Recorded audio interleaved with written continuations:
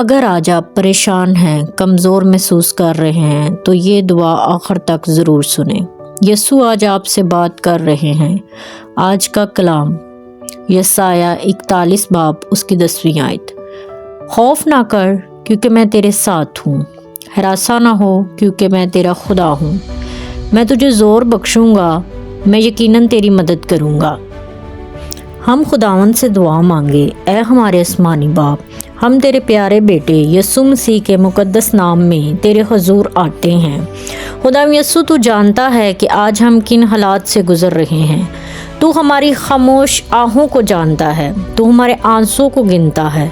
اے یسوع، آج ہر اس دل کو چھو لے جو ٹوٹا ہوا ہے، ہر اس انسان کو طاقت دے جو ہار ماننے کے قریب ہے۔ خداوند، جہاں خوف ہے وہاں تیرا امن نازل ہو، جہاں بیماری ہے وہاں تیری شفا آئے، جہاں پریشانی ہے وہاں تیری حضوری محسوس ہو۔ یسوع، تو نے فرمایا، میرے پاس آؤ اے محنت اٹھانے والو، میں تمہیں آرام دوں گا۔ آج ہم اپنا بوجھ تیرے قدموں میں رکھتے ہیں، اپنی فکر، اپنی کمی، اپنی کمزوری سب تیرے حوالے کرتے ہیں۔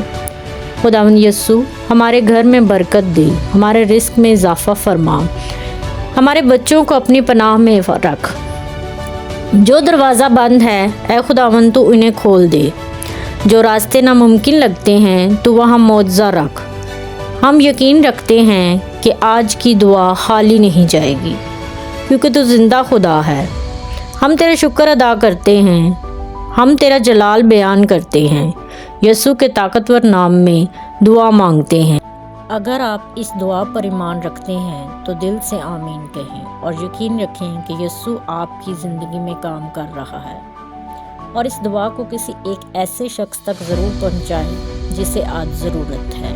خداوند آپ سب کو برکت دے۔